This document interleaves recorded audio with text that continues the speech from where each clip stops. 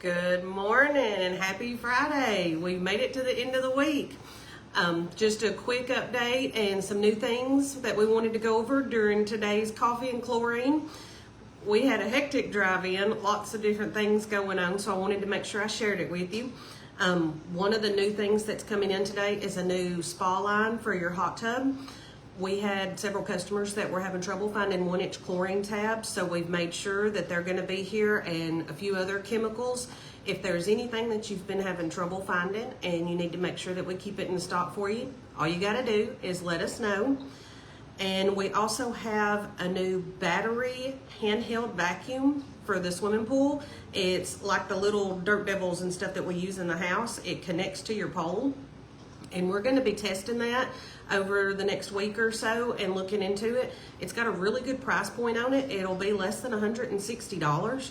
So for those times when you get a little spot of dead algae and stuff on your steps and you don't really want to vacuum, it looks like a great alternative to just do some spot hits. So we're going to test it. We want to see about the battery life. We want to see how it actually performs. And then if we're happy with it and it's working on some of these pools that we work on, and some of those are pretty extreme. Some of them are great. Don't take that wrong. But we'll start offering that to everybody. But we do want to do some testing with it first and see if it holds up to some of our abuse. And then we had a customer story we wanted to share. That's going to be one of the main highlights because I think we all learn from each other. Everybody has different things come up, and if you've heard another person has been through this, it might trip a memory and you'll kind of know how to react. I think we're on our number 4 pool this season that we have found that their sand filters are not helping them very much at all.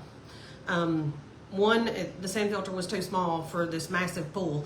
So if you ever question or wonder, of course, we'll be happy to look at it with you and make sure. But the other thing that we've been doing, and we're going to another one today, is they haven't been putting enough sand in these filters.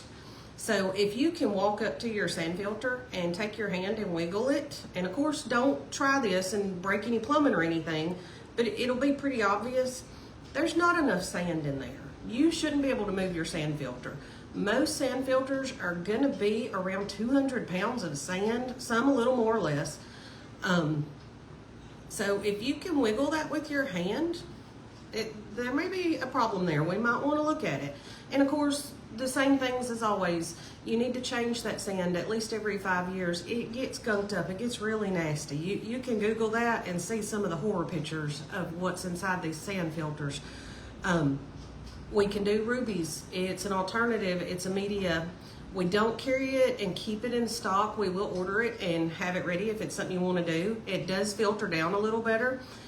Depending on your sand filter, there are some sand filters that just aren't made to work with some different medias. So that would be something we would want to look at. But anyway, in between the sand changes, you can do a very inexpensive cleaning chemical. You pour it in your skimmer and let it sit in your sand filter with nothing running for a few hours. There's different things on the bottles. We'll look at it based on your pool. And then you just backwash it out and it cleans that sand out for you every season.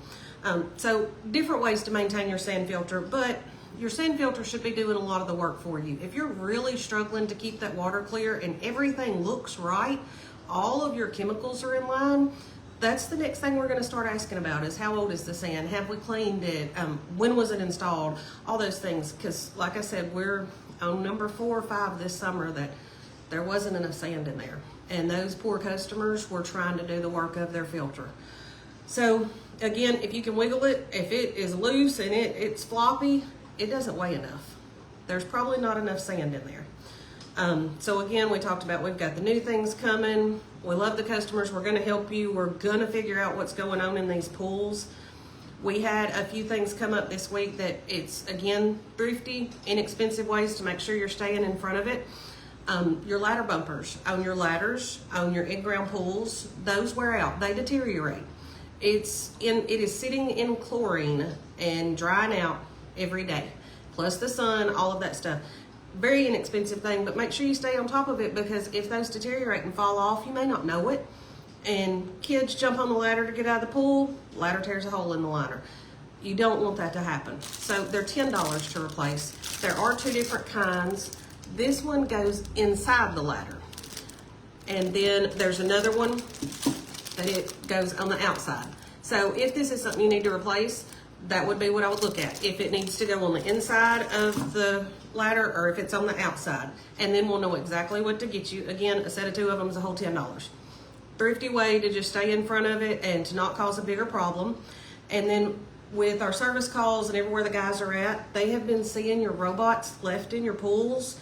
And I get it, I've left mine in it overnight, but they're not made to live in the swimming pools. That's not their home.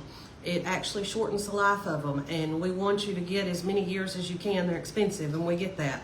So when your robots are done running, try to get them out and rinse them out and set them up on your pool decks. I like those storage containers with the lid that are kind of the size of a little coffee table. Your robots and their power boxes will fit in those really well. Has a lid on it. They drain. They're made to be outside. They're great to store your robots in. And then we've been playing with another idea for the fun. Again, customers have been talking about that they love to stock up their chemicals for next year at the end of the season sales and all that. And we were curious about putting a different twist on it. So we wanted you customers to tell us what you thought. The last day of summer this year is September 22nd. That's a Sunday. So I won't do it on a Sunday. But the 21st, to celebrate the last day of summer in September, what do you think about doing an auction with maybe some of the things that are left? Do y'all like doing the auctions? Does that kind of get you in and it's fun to you? I know a lot of people really love auctions.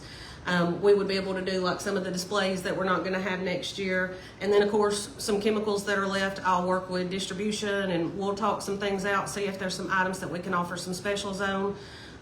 Because I know everybody likes to stock up, and in this economy, anything any of us can do is great.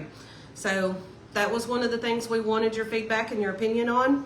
Remember, stay cool, stay hydrated out here, and God bless. Thank y'all.